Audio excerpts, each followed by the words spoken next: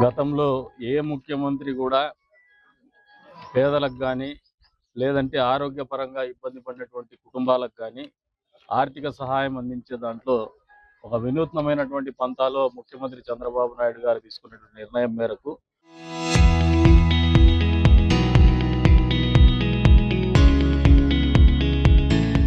ప్రతి వారం కూడా దాదాపు నియోజకవర్గంలో లక్షలాది రూపాయలు వైద్య ఖర్చుల నిమిత్తం ఖర్చు పెట్టుకున్నటువంటి కుటుంబాలకు సహాయం అందజేయడం జరుగుతుంది ముఖ్యమంత్రి సహాయం ద్వారా. అందులో భాగంగా ఈ రోజున 60 మందికి 57,96,755 రూపాయలు, దాదాపు 60 లక్షల రూపాయలు డబ్బులు ఈ రోజున మంజూరు చేసి 60 కుటుంబాలకు 60 లక్షల రూపాయల వరకు అందజేయడం జరుగుతుంది.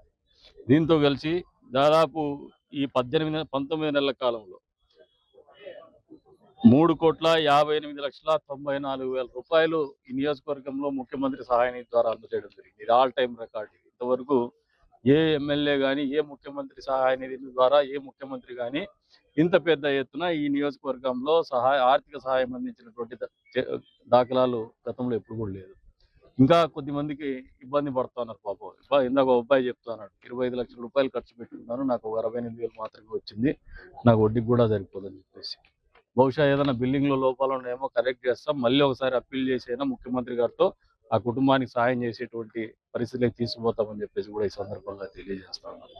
ఇన్ని రకాలుగా ఆర్థిక లోటు ఉన్నటువంటి ప్రభుత్వం నడుపుతున్నప్పటికీ ముఖ్యమంత్రి సహాయ నిధి ద్వారా పేదలకు కావచ్చు, లేదంటే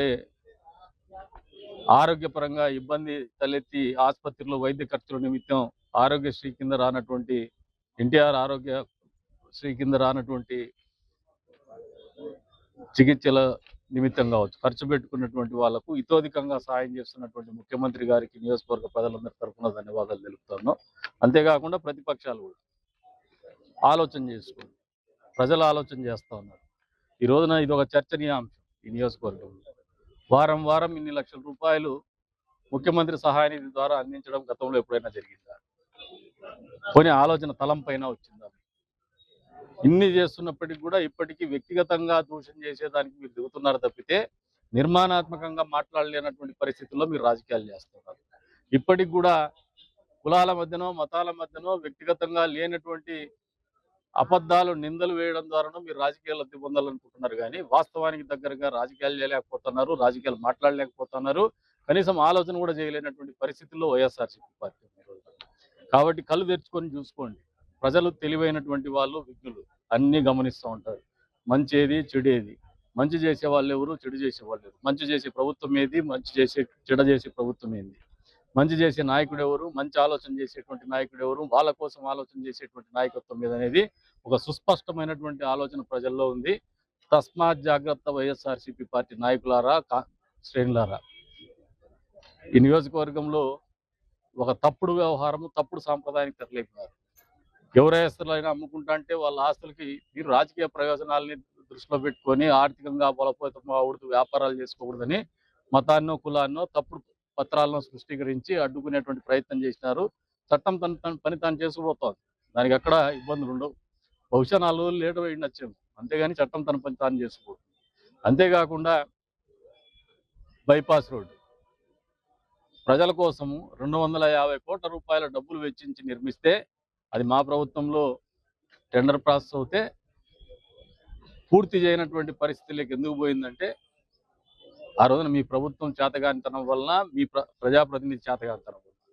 మా ప్రభుత్వం వచ్చిన వెంటనే ఓ వైపున మేము క్లియర్ చేసేసి సమస్యలు పెండింగ్ ఉన్నటువంటి సమస్యలని పూర్తి చేసి ట్రాఫిక్ అంతరాయం లేనటువంటి పరిస్థితి కల్పించి రెండో వైపున పోతే కుటిలమైనటువంటి రాజకీయ నీతి, మీకు చెందినటువంటి భూములు ఉన్నాయని చెప్పేసి మళ్ళీ హైకోర్టును ఆశ్రయించడం జరిగింది.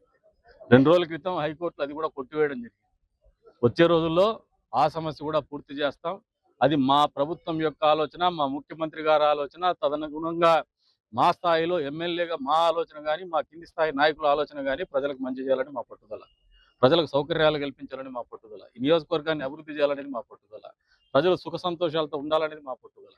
ఇన్ని రకాలుగా మంచి ఆలోచన చేసేటువంటి పార్టీ కానీ ప్రభుత్వం కానీ చంద్రబాబు నాయుడు గారి నాయకత్వంలో కొలువు తీరింది. మీరు అరాచకమైనటువంటి పాలన అందించినందుకే 5 సంవత్సరాలు 151 సీట్లు ఇచ్చినటువంటి మీకు 5 సంవత్సరాల పరిపాలన తర్వాత మధ్యలో 5 కొట్టేసి 11 సీట్లు ఇచ్చినటువంటి పరిస్థితులు మీరు మర్చిపోవద్దని చెప్పేసి హెచ్చరికని జారీ చేస్తాను. ఇదే రకమైనటువంటి తంతు మళ్ళీ మీరు కొనసాగితే, ఇదే రకమైనటువంటి వ్యవహార శైలి మీరు ఆలోచన చేస్తే బహుశా మీరు పదే పదే చెప్తాంటారు కేవలం 6,000 చిల్లరే కదా అని చెప్పేసి. మీరు 700తో కూడా గెలిచినారు. ఆ రోజు కేవలం 700 అని మీరు అనుకోలే. 6,000 చిల్లరైనా 700 అయినా వచ్చే రోజుల్లో మీరు ఈ రకమైనటువంటి తంతు మీరుండి ఇదే రకంగా మేము పనిచేస్తే ఆ 6,000 చిల్లర 60,000 చిల్లర అయ్యేది గ్యారెంటీ అని చెప్పేసి కూడా ఈ సందర్భంగా చెప్తాను. Local to global news at your fingertips. మీ చేతిలో ఒక ఆయుధం. Download R TV app. Media legend Ravi Prakash is back.